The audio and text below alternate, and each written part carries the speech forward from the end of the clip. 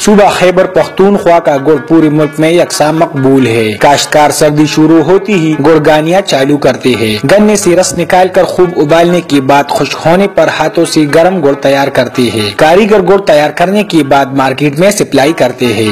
یہ سارا کام ہاتھوں سے کرتا ہے۔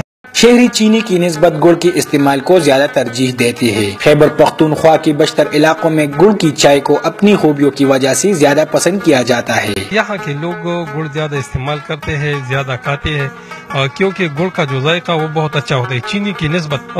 چینی جو ہے وہ اس کا اگر چائے آپ بناتے تو تقریباً 10 منٹ بعد وہ کالا ہو جاتا ہے۔ اگر گڑ کا چائے آپ بنائے تو تقریباً 1 گھنٹہ بعد بھی گڑ کا چائے اسی طرح، اس کا ذائقہ، اس کا رنگ، اس پر کوئی اثر نہیں پڑتا۔ گنے سے گڑ کی تیاری تک کا عمل کافی محنت طلب کام ہے۔ گنے کی چھلکی کو خشک کرنے کے بعد ایندھن کے طور پر استعمال کیا جاتا ہے۔